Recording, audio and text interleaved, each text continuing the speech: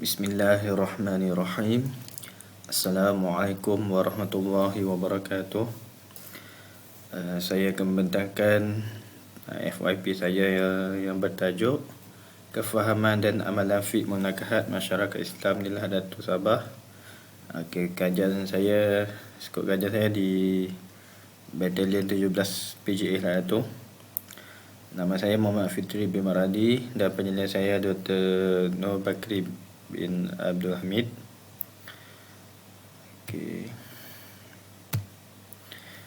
Pendahuluan, saya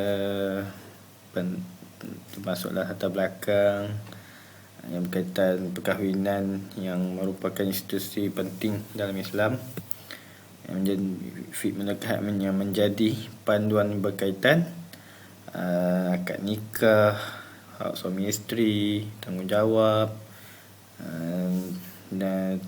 dan yang utama yang saya buat ni, yang saya ketengahkan adalah NCR lah, iaitu nikah, cerai dan rujuk, yang menjadi bualan lah di Malaysia ni terutamanya.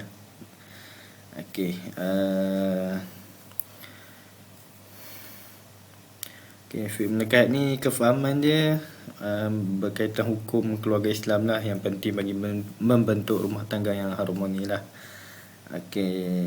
Yang saya buat di sini terhadap pegawai kanan dan anggota polis lah, yang mempunyai cabaran tersendiri dalam mengurus kehidupan keluarga mereka lah, di samping amanah tugas hakiki mereka untuk menjaga keselamatan dan ketenteraman awam. Penyataan masalah saya, kajian ini dijalankan kerana kurangnya kefahaman terhadap hukum fiqh munakahat yang adalah berlaku kekeliruan antara adat dan hukum syarak. Kita sedia maklum di Sabah ni terdapat pelbagai kaum dan bangsa etniknya kan. Di situ kita boleh lihat terdapat banyak sangat adat, terdapat banyak bangsa dan kaum di sini kan, etnik. Jadi banyaklah, adalah beberapa perkara yang mematuhi syarak dan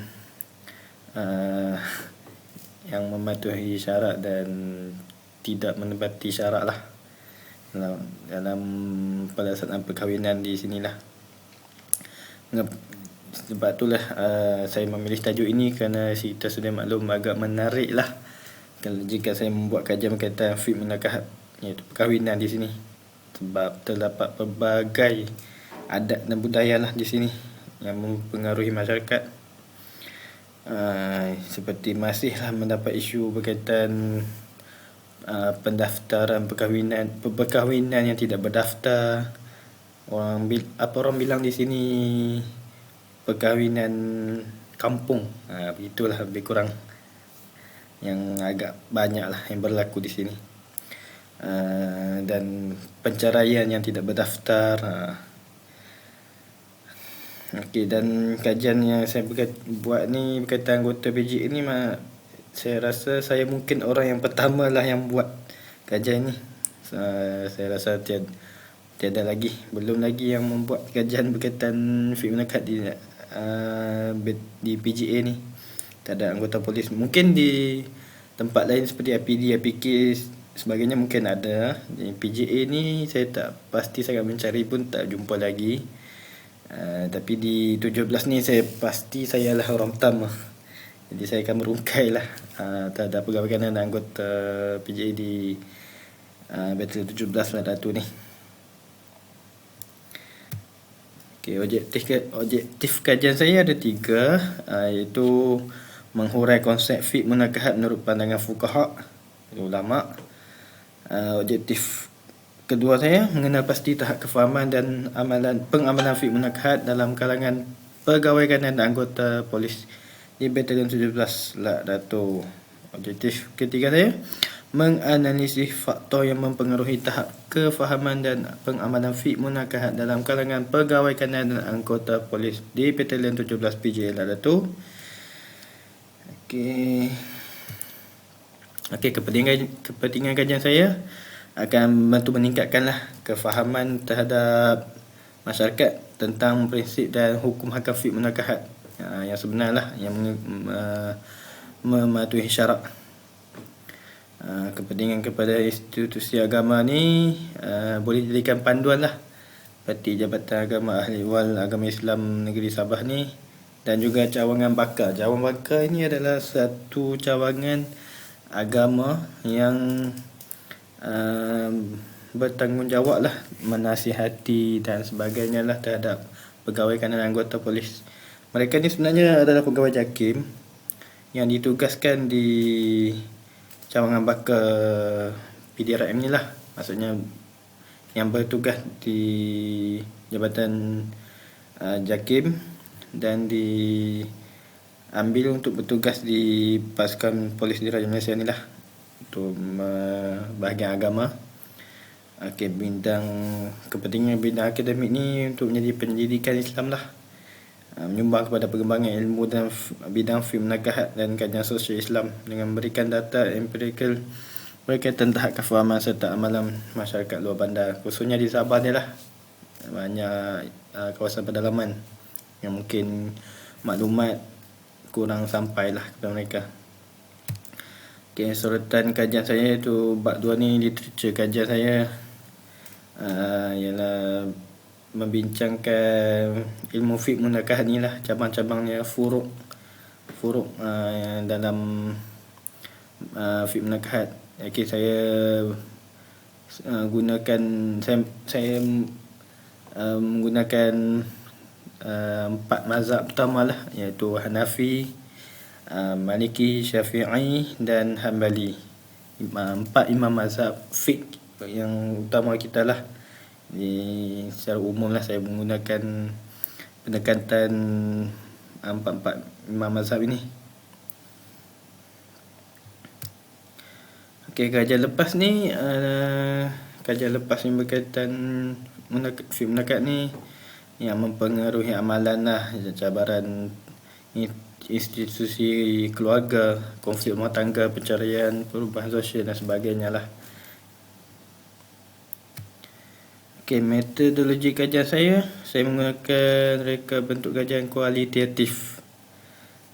Lokasi saya macam saya sebut tadi di Batalion 17 PJA. Responden saya ada 3 golongan, iaitu pegawai kanan, anggota, dan 2 orang daripada cawangan bakar lah, JAKIM, yang bertugas di Batalion 17 ni. Okey, kaedah pengumpulan data menggunakan data primer, itu temu bual, data sekunder, kitab surat, kitab fiqh, buku akademik, artikel jurnal, dokumen rasmi, artikel jurnal daripada semantik sekolah, dan kitab-kitab tu seperti yang saya guna ni, cabang-cabang fiqh dalam mazhab Syafi'iyah, yang boleh saya tunjukkan salah satunya yang saya gunakan. Banyak juga yang saya rujuk sebenarnya. Kitab-kitab yang saya guna ni memang berkaitan fiqh lah, cabang-cabang fiqh dalam mazhab-mazhab. Terutamanya banyak kitab yang saya ada ni lebih kepada mazhab Syafi'i lah.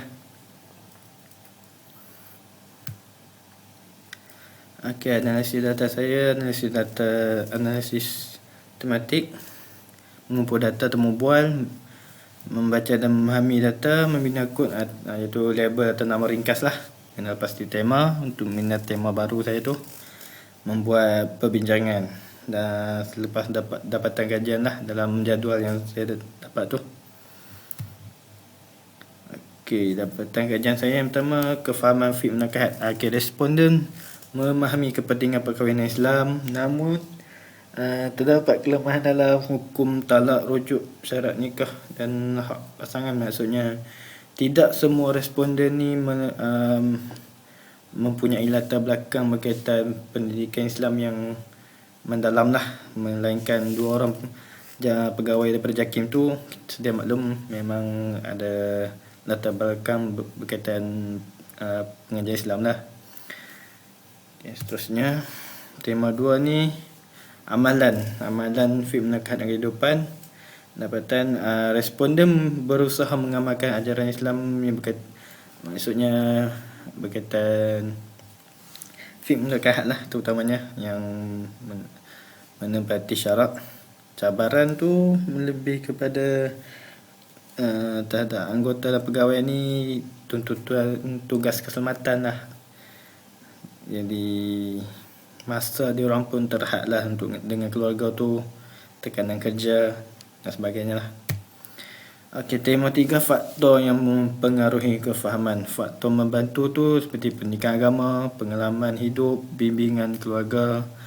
Faktor cabaran, pengaruh adat. Macam saya cakap tadi lah, dua pengaruh adat tu agak kuat lah di sini. Kurang masa menghadiri pengajian tu susah lah untuk saya cakap lebih. Mungkin faktor masa, lebih kurang begitulah, dan kekangan tugas. Okey, rumusan. Fiqh merupakan asal pendudukan keluarga Islam. Kefahaman responden berada di tahap baik tetapi perlu dipertingkatkan. Maksudnya macam saya cakap tadi, tidak semua responden mempunyai latar belakang berkaitan pendidikan Islam lah. Maksudnya mereka ni faham secara asas lah dalam berkaitan agama ni, terutama bidang fiqh ni. Mereka lebih kepada mempunyai keilmuan yang betul-betul asas lah, tidaklah mendalam seperti asatizah kita. Okey, pendidikan agama terusan ni penting untuk mengukuhkan amalan keluarga Islam bagi memastikan keharmonian dia lah. Okey, bagi untuk cadangan, mengadakan kursus fiqh keluarga Islam kepada anggota dan pegawai kanan. Kerjasama bakal dengan Jabatan Agama Islam tu agak penting lah untuk memastikan pegawai kanan anggota kita ni sentiasa mendapat perhatian lah berkaitan bimbingan agama ni.